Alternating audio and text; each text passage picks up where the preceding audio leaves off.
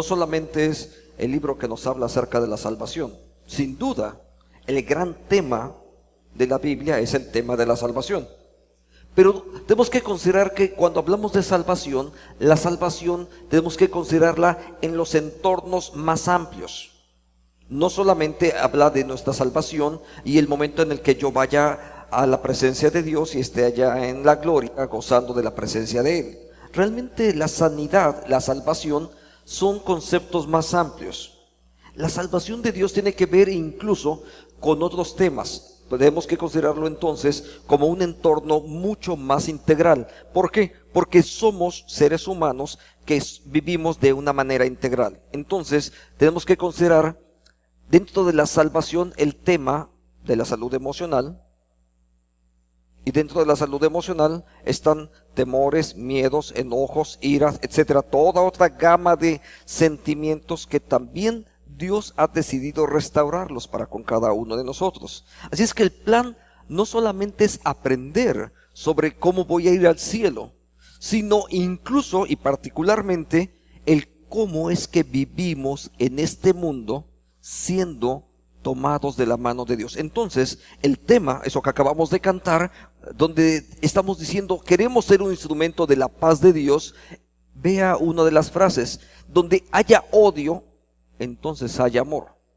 Y eso es algo que Dios es capaz de hacer en la vida de cada uno de nosotros. Y nos da muchas historias. Por eso es que también incluso Dios, cuando nos creó, a todos nos dio sentimientos, nos dio emociones.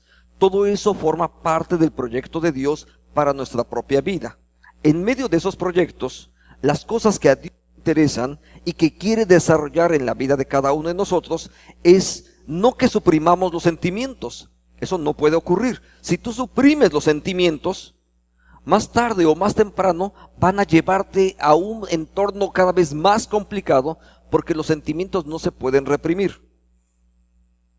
Pero también, si solamente te dejas guiar por los sentimientos, puedes meterte en graves problemas. Y no solamente tú, sino toda la gente que está en tu derredor.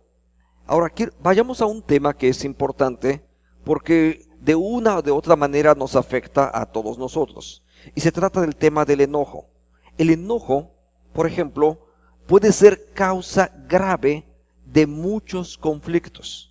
Muchísimos conflictos de verdad están relacionados precisamente porque en esa parte emocional andamos mal. Y sabe, a Dios le interesa no solamente la salvación de tu alma, no solamente tu físico, sino que también emocionalmente estés sano. Ahora, este es un tema muy importante por varias razones. ¿Por qué? Porque cuando tú estás emocionalmente sano, y a Dios le interesa que estés emocionalmente sano, cuando tú estás sano en eso, eso también va a afectar a todo tu entorno. Va a afectar, por supuesto, tu relación con la gente con la que convives cotidianamente. Eso va a afectar a tu esposo, a tus hijos, etcétera. Eso va a afectar ahí. Incluso tus compañeros de trabajo se van a ver afectados dependiendo cómo está tu salud emocional. E incluso nuestra ciudad va a verse afectada acerca de ello. Porque si mi actitud es de enojo, de despotismo, etcétera, de cualquiera de esos sentimientos o emociones que no contribuyen, que no suman, al final de cuentas, eso también nos va a afectar. Entonces, todo esto tiene que ver justamente con que Dios le interesa que haya sanidad. Tome su Biblia, vamos al primer libro de Samuel, hace un momento lo leímos. En el primer libro de Samuel, le voy a pedir que me siga en ese texto, porque la historia de Saúl y David hoy nos va a ilustrar acerca de cómo podemos mejorar esa relación. Vamos rápidamente al texto.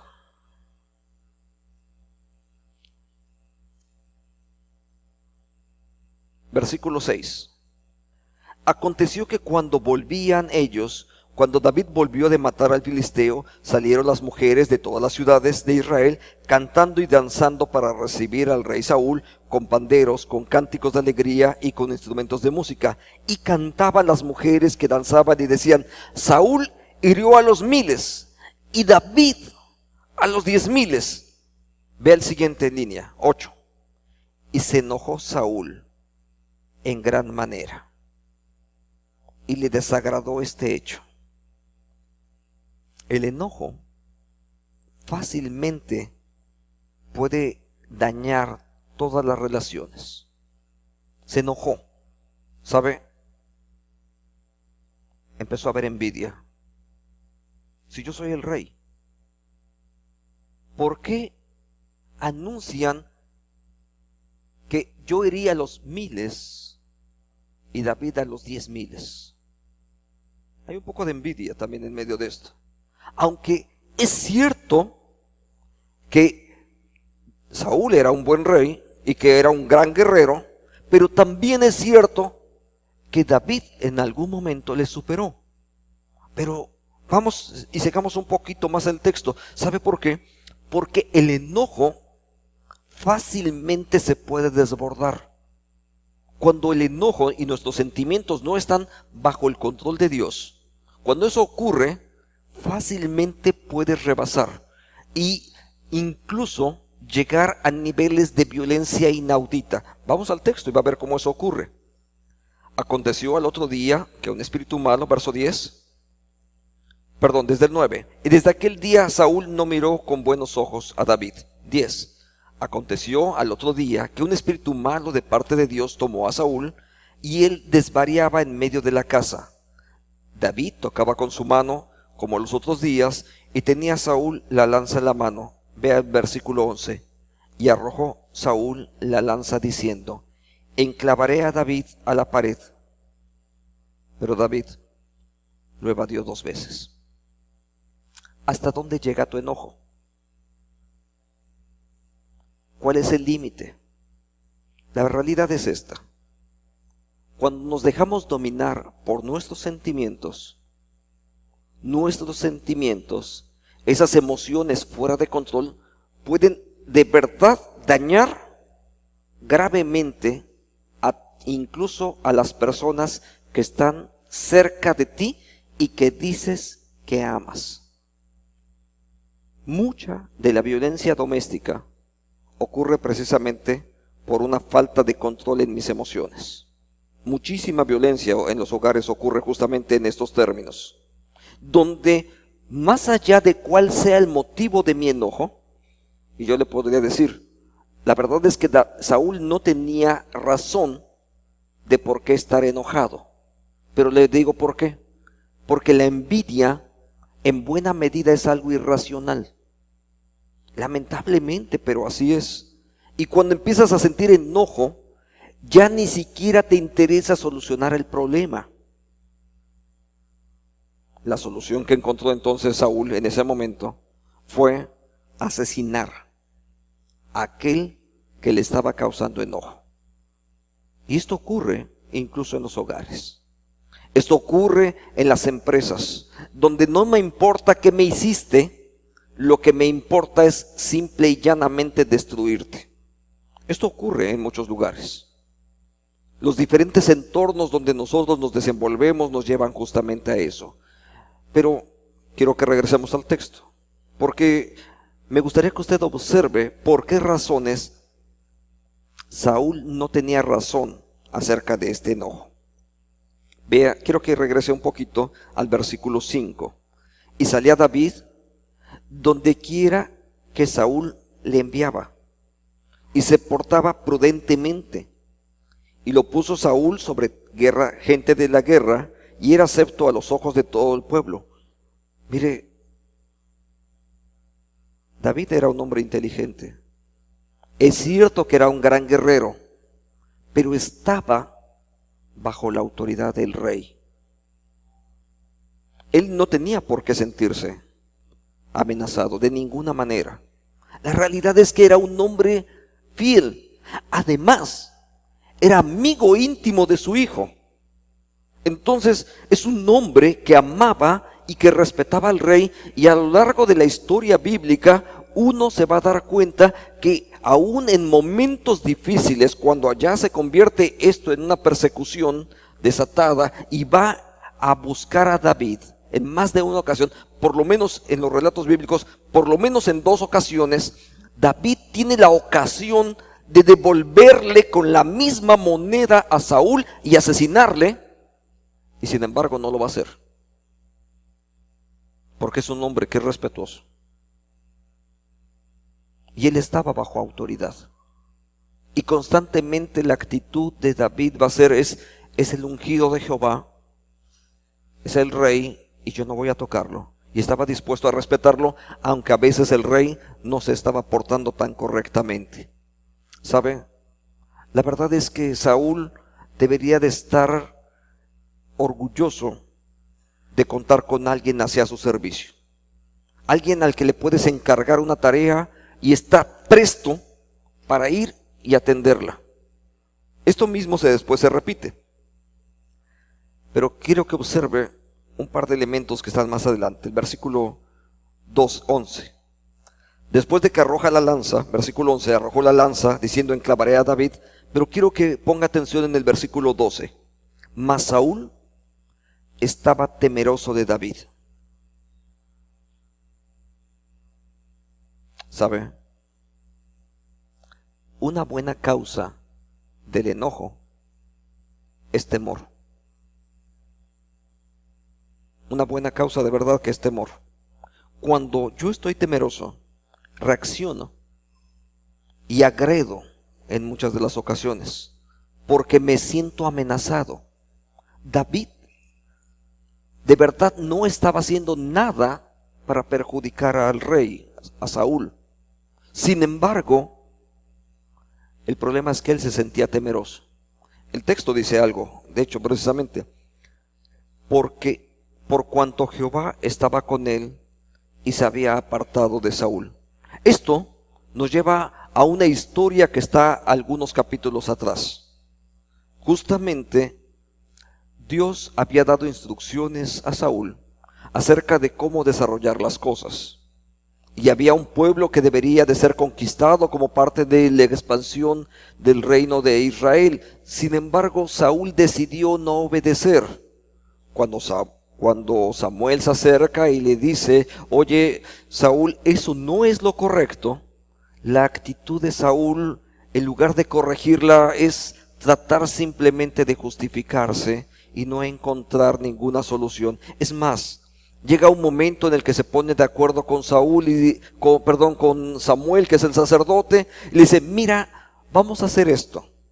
Por favor, ya sé que Dios me quitó el reino, pero por favor, casi que queda aquí entre nosotros, que los demás no se enteren. Cuando nos presentemos allá junto a los ancianos de Israel, por favor, ahí en ese entorno, por favor, dame mi lugar y no va a pasar absolutamente nada.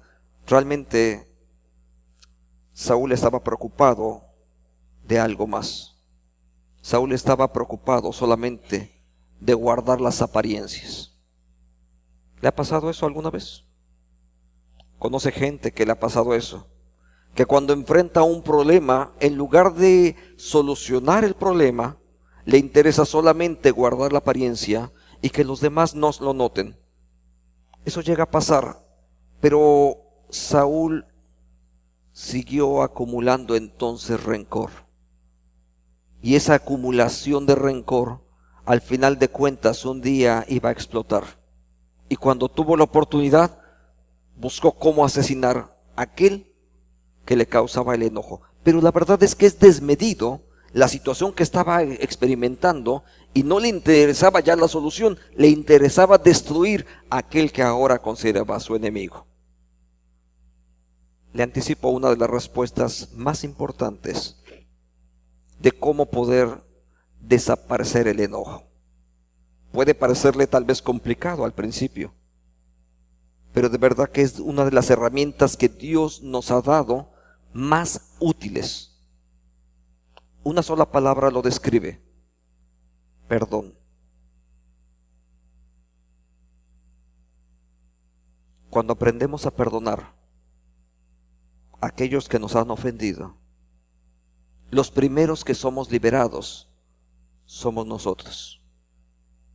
Saúl no pudo perdonar a David, y eso le fue carcomiendo y le fue dañando Y en el trayecto, ese enojo que fue acumulando, esa ira ahí contenida y que va creciendo y que va creciendo y que se va desarrollando, no solamente lo afectó a él, sino miles de soldados murieron por causa suya. Y ni siquiera le importó. La solución estaba en sus propias manos porque Dios se la había dado. Se trataba de perdonar. Y sabes, tú y yo tenemos las mismas oportunidades que también tuvo Saúl. Cuando el enojo viene a nuestra vida, cuando estamos ahí acumulando problemas, entonces somos capaces también de perdonar. Cuando podemos reconocer que eso es la obra que Dios ha hecho en nuestra propia vida. No sé de qué manera te hayan ofendido. No sé si tuvieron razón o no. Puede ser que incluso no hayan tenido razón y te estén injuriando injustamente. Cuando aprendemos a perdonar, no es que se nos resbalen los problemas, porque también nos duele. Esa es la realidad. Nos duele y también nos aflige. Pero cuando aprendes a perdonar, cambias entonces tu actitud. Y entonces perdonar también significa liberar, desatar. Y el primero que queda desatado eres tú mismo. Porque el rencor ya no tiene más cabida en ti. Porque el odio ya no tiene más a dónde ir. La blanda respuesta, dicen las Escrituras, quita la ira, que está asociada, por supuesto, con el enojo. Ahora, esto se trata también, por supuesto, de dominio propio. Le voy a pedir que vaya a un pasaje más, allá hacia el final del Nuevo Testamento. Le voy a pedir que busque un pasaje que es muy importante, porque se trata de una especie de escala del desarrollo humano. Entonces, vaya a la segunda epístola de Pedro. Sé que es un texto pequeñito, de pronto no la encuentra uno tan a la primera, pero no se preocupe, nos podemos esperar. Segunda epístola de Pedro, casi hasta el final de su Biblia, antes del Apocalipsis. Segunda de Pedro, capítulo 1, versos 5 en adelante. Porque quiero que toquemos ahí un punto que nos es importante. ¿Cómo está? ¿Ya lo tiene? Segunda de Pedro, capítulo 1. Dice, versículo 5.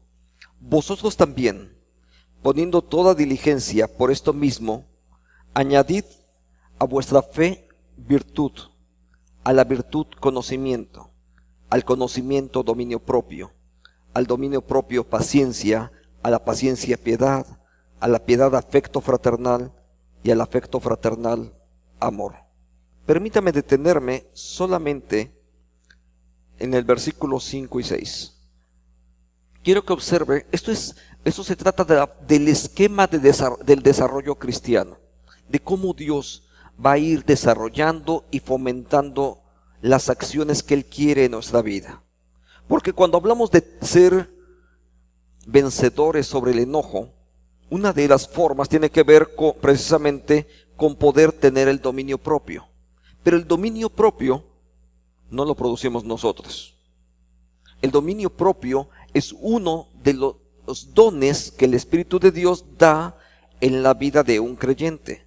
Quiero que observe los elementos. Empieza hablando acerca de fe. ¿Sí? Verso 5. Añadid a vuestra fe virtud. Lo primero que nosotros aprendemos y que recibimos cuando llegamos a la fe, a la vida cristiana, es fe. Es Dios quien me da la fe para que yo pueda creer.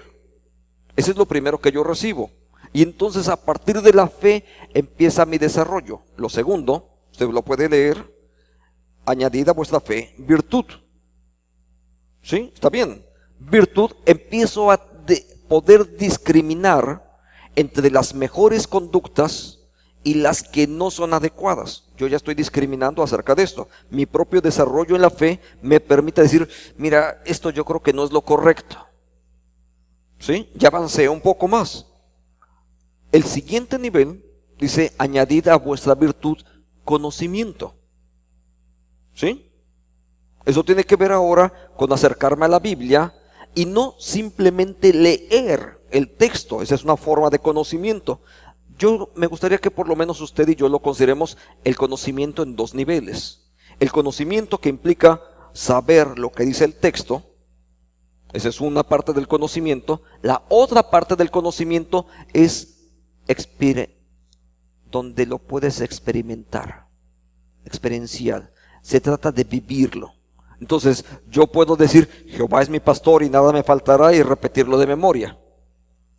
Pero no se trata de saber solamente qué dice de memoria, sino cuando puedo vivir confiadamente, sabiendo que Dios es mi pastor y que nada me faltará, y que aun en cuando ande en valle de sombra y de muerte, Dios estará conmigo. Entonces no solamente se trata de conocer, sino de poder experimentar. El conocimiento de Dios fundamentalmente es para que lo experimentes, para que lo puedas vivir. Bueno, puede ser que ya estemos ahí. El siguiente punto habla de dominio propio. A vuestro conocimiento, dominio propio. Ahora, quizás es aquí donde nosotros tenemos que considerar esto. El dominio propio que va a hacer falta para poder ser vencedores sobre el pecado, sobre el enojo, no es lo que tú vas a producir. Eso tiene que ver con lo que Dios está generando adentro de ti. La manera en cómo Dios está actuando adentro de tu vida es lo que va a determinar si te vas a seguir exaltando y explotando a cualquier momento, o si vas a aprender, lo vas a recibir, lo vas a poder procesar y quizás aprender incluso también a perdonar. La diferencia está justamente en la manera en cómo el Espíritu de Dios está actuando adentro de ti. Yo les decía hace un rato, no se trata simplemente de suprimir nuestros sentimientos, nuestras emociones.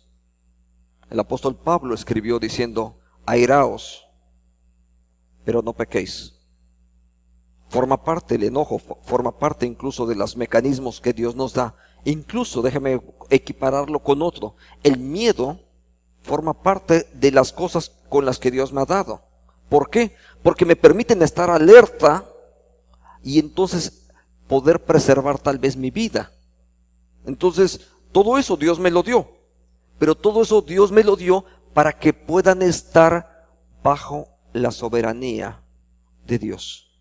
Cuando nosotros entonces nos colocamos bajo la soberanía de Dios, Dios entonces va a actuar en nuestra vida. Esto es lo que Dios estará produciendo en ti.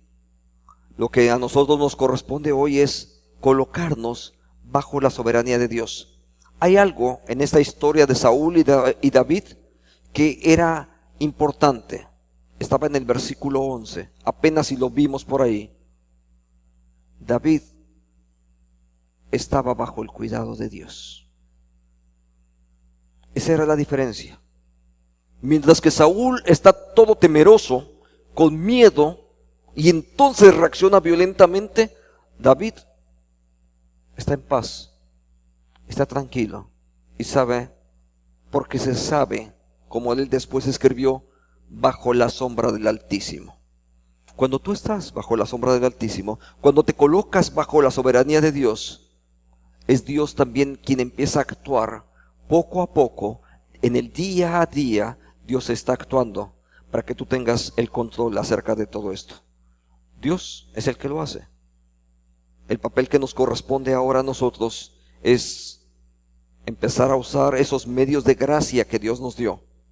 Empezar a colocar nuestra propia vida bajo la soberanía de Dios y que sea Dios quien tome el control de mis emociones, para que esas emociones también a través de ellas yo glorifique a nuestro Dios. Oremos. Dios, Gracias por la bondad tuya. Gracias, Señor, porque es tu voz, tu palabra, Señor, la que nos permite estar aquí en este día. Bendecimos, Señor, el nombre tuyo. Gracias porque por tu bondad hoy estamos aquí reunidos. Padre nuestro, tu palabra nos enseña cómo emociones y sentimientos fuera de control nos meten en problemas y cómo podemos dañar a mucha gente. Sin embargo, también tu propia palabra nos lleva a que esas emociones pueden estar bajo tu control. Queremos poner, Señor, bajo tu control nuestra propia vida, nuestras emociones, nuestros sentimientos, porque queremos ser un instrumento de tu paz, Padre. Danos así de tu gracia para poderlo hacer y que tu nombre sea glorificado en todo lo que hacemos, pensamos y decimos. Amén. Gracias a Dios.